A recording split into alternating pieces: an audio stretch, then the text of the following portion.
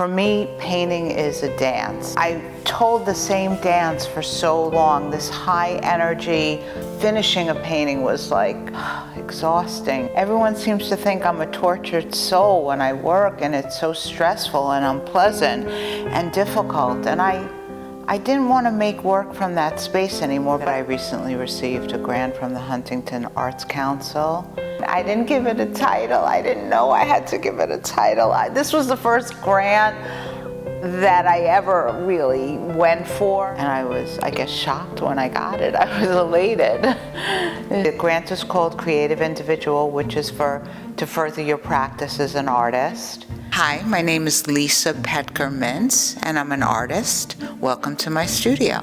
People call me an abstract artist. It looks abstract, but it's clearly from life. Originally, I had proposed that I was gonna have a show. I had to hustle, I had to scurry, I had to put on my thinking cap and network, and so many fabulous artists on Long Island. It was an eye-opening experience for me to leave the studio, because most of my base is in Manhattan. The people I interact with at the daily basis, the people at the supermarket, the people at the gym, I wanted them to be able to experience my work. Not everyone is traveling into Manhattan. I moved to this neighborhood because it was the one neighborhood that honored trees. Like, you walk down the street, and any season that you walk down, the trees are doing something beautiful. Even in winter when the leaves are bare. Right now the neighborhood is perfection. It's spring, so you see the buds, and I came up with an idea that I wanted to go to the fabric store and I wanted to work with the model. I bought these beautiful velvets, and the people at the fabric store, kind of an oddity there, because everyone's looking to sew, and they're like, well, what are you doing with this fabric? And I'm like, well, I'm using it on canvas. And then they get really excited that it's used in different ways. And I'd bought the budget fabrics at the fabric store, and I wanted the velvets and the fake leathers and the patterns, the tulle, there's so many patterns in the fabric store, and aisles and aisles, and I would never indulge myself, so I bought these beautiful velvets. It was hard to cut them.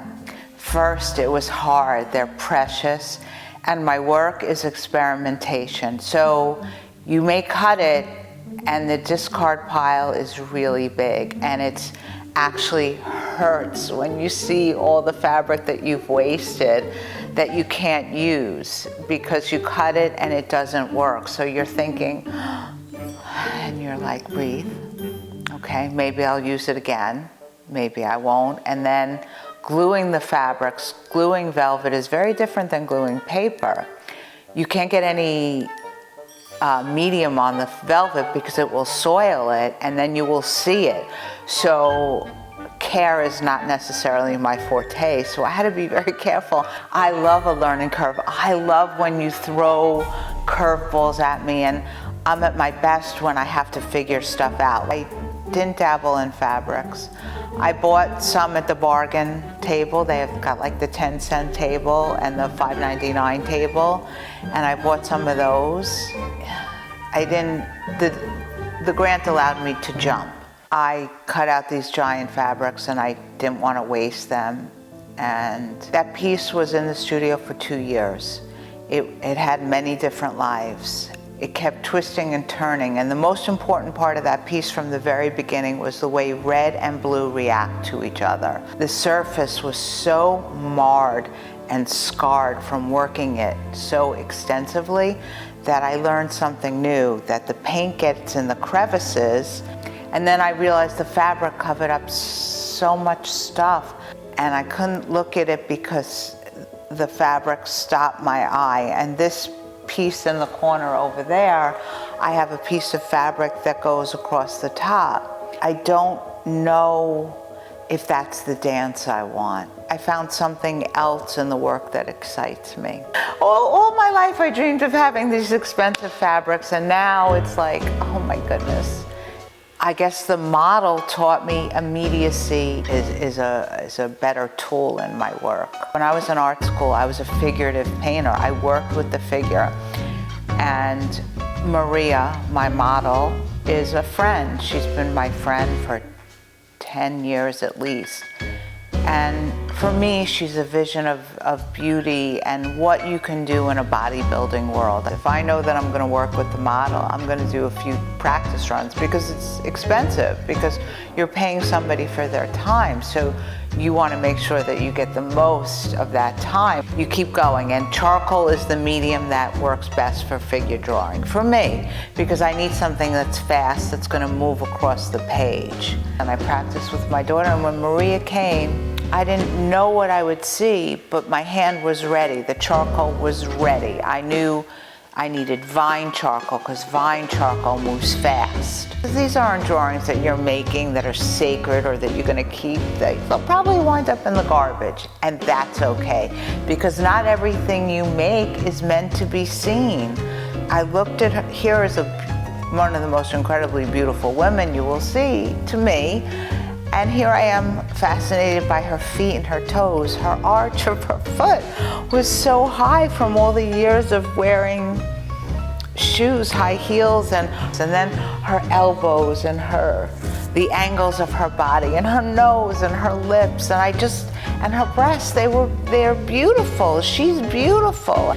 It was just exciting. It was fresh. Working with the model, though she may not appear in my finished paintings, taught me about responding to imagery. It seemed like it went quickly, maybe quickly to a viewer, but it's a lifetime of skill that is learned.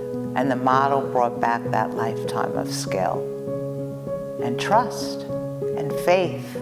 Faith in yourself, faith in your practice, and faith in there's only that moment in time.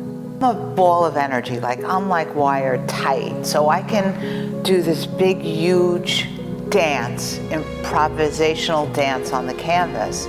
I get into a frenzy where I have to work,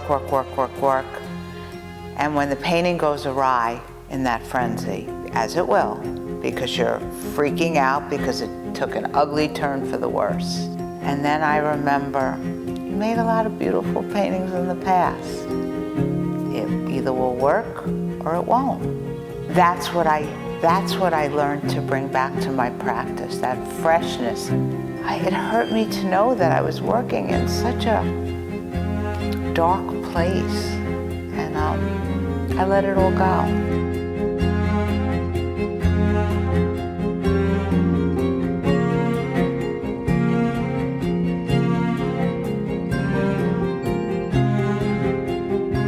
If the one takeaway you get from my work, I want you to feel that moment of joy. When you pause, just embrace the beauty of the world, and not the ugliness and not the sorrow, but the beauty.